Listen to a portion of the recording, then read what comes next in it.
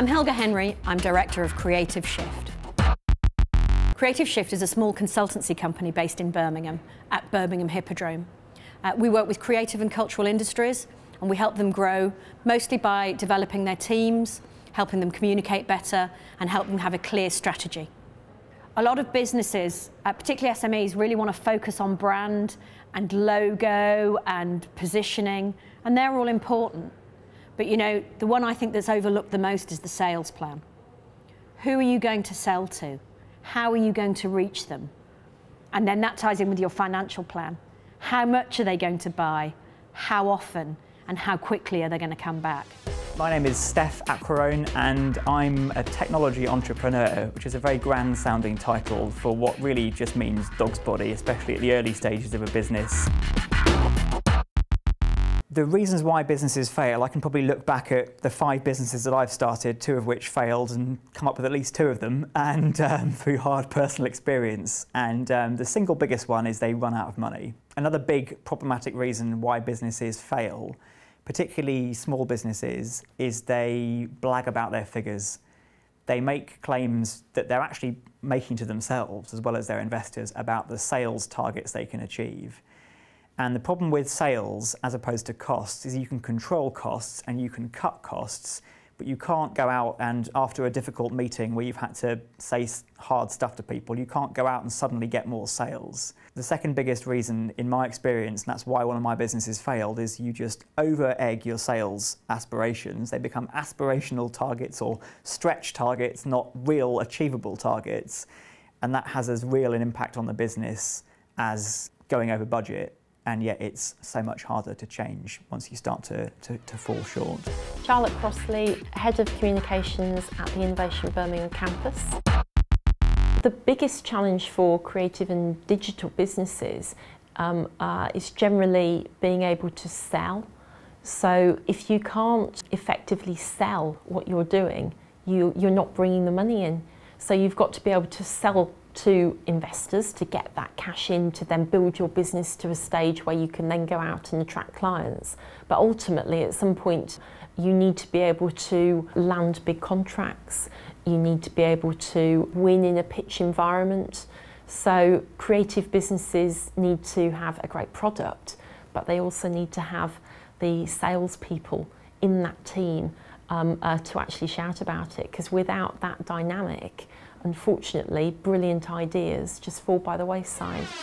My name's Pip Piper. I'm a producer and documentary director. The company that I run with my business partner Rob Taylor is called Blue Hippo Media.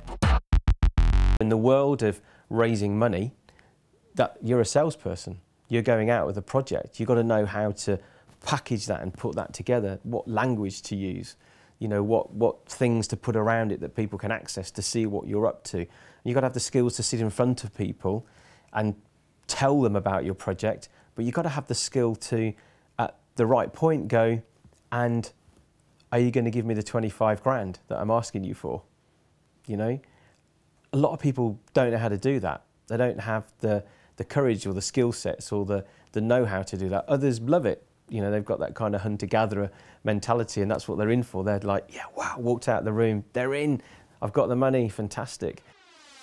My name's Jeff Coughlin. I'm from a company called MatMe. I'm the CEO and the founder of MatMe. We specialise in branded entertainment and digital engagement. When we started, I think one of the issues we had is I had no track record, nobody knew what we were doing, and we were just sort of, well, it was just me really, with a computer, thinking I knew it all and trying to sell our services to people. And at first it was very difficult, but I think what actually sold stuff originally was my passion and my belief for what we're in. We were in the middle of nowhere.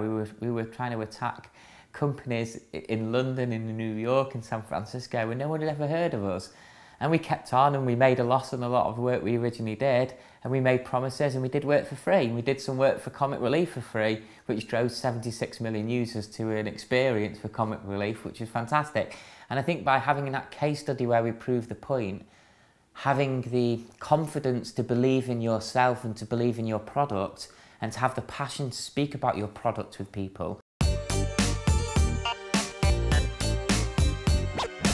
The best way for creative businesses and any businesses to sell what they're doing is for the owner-managers to do that themselves. I wouldn't ever say it's a fantastic idea to recruit a superhero salesperson in. There are a number of examples where that is the best way forward, but ideally people who are looking at potentially using your services want to hear from the people who are doing the work. They want to feel that passion and they want to buy into you. So if you can develop sales skills as well as being hands-on in the business and grow the business that way, then I would say that that's far more sustainable and ultimately going to get you more work. There's no point in having a business that's got the most perfect website and the most beautiful logo and the most carefully crafted strapline if actually you haven't got any customers.